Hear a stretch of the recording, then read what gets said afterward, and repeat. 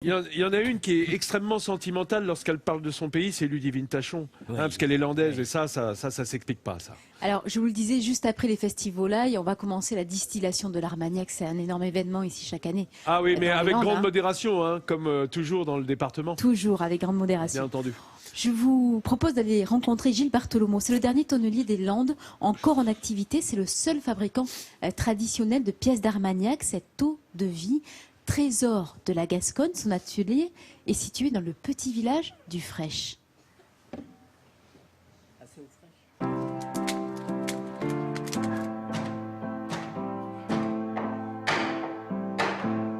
Dans le pays de l'Armagnac, il existe un petit atelier qui résiste.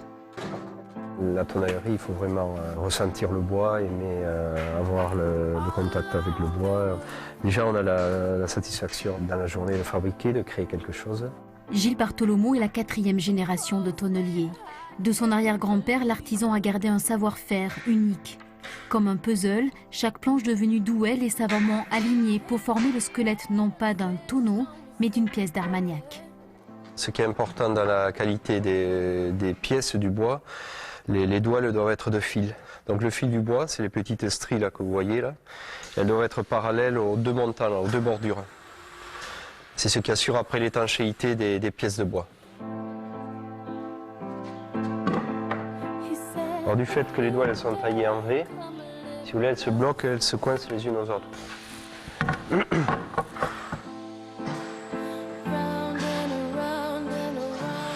Ouais, donc là, il faut que je fasse rentrer la dernière douelle. Celle-ci en principe.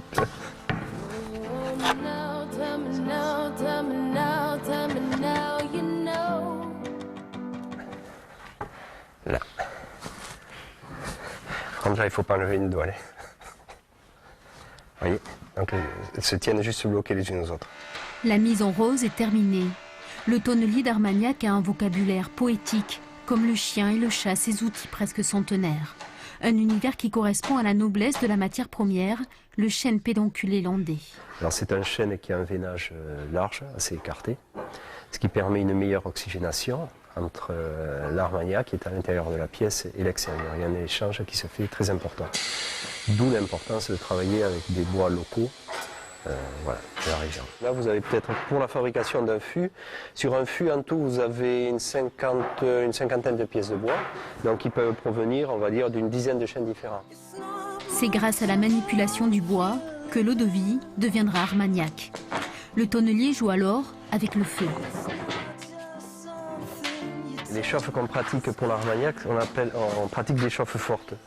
Donc plus vous chauffez l'intérieur du bois, plus vous arrivez à extraire tout le tanin qu'il y a au niveau du mérin et que vous allez retrouver au niveau du goût et de la couleur dans l'Armagnac par la suite. 7 heures de travail sont nécessaires pour fabriquer une pièce d'Armagnac dont les chelles vont traverser le temps et les générations.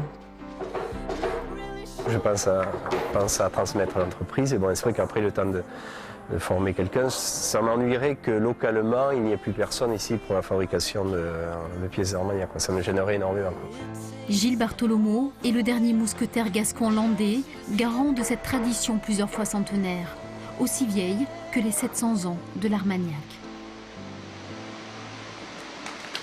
Dis donc, Ludivine, 400 litres d'Armagnac. Une pièce d'Armagnac, voilà. Il y a de quoi faire, hein, je pense. Hein. 400 litres d'eau de vie. Et on dit qu'entre l'eau de vie et l'Armagnac, c'est le cœur de l'un qui fait l'âme de l'autre. C'est beau quand même. Ah, j'aime beaucoup. Oui, Ah, c'est ravissant, ça. Les douelles, donc des fûts fabriqués dans ce chêne pédonculé landais, c'est ce chêne qui va donner effectivement la couleur de l'Armagnac, mais aussi ses arômes, notamment ces fameux arômes de vanille. Alors un mot encore pour dire que cette année, c'est un peu particulier parce qu'on célèbre les 150 ans de la naissance de François Bacot.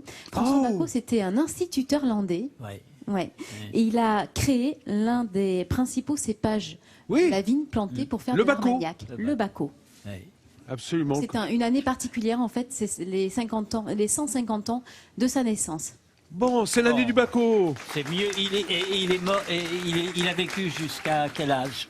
Je ne peux pas vous dire. Mais il vaut mieux Monsieur fêter Guérin. sa naissance que sa mort. Hein. Voilà, Oui, exactement. c'est plus gai, quand mais même, hein. il a vécu longtemps. Voilà, il a eu le temps de de Oui, parce créer que le il se cépage. soignait à l'Armagnac, paraît-il. Donc il paraît que ça fait des hommes vieux et en bonne santé.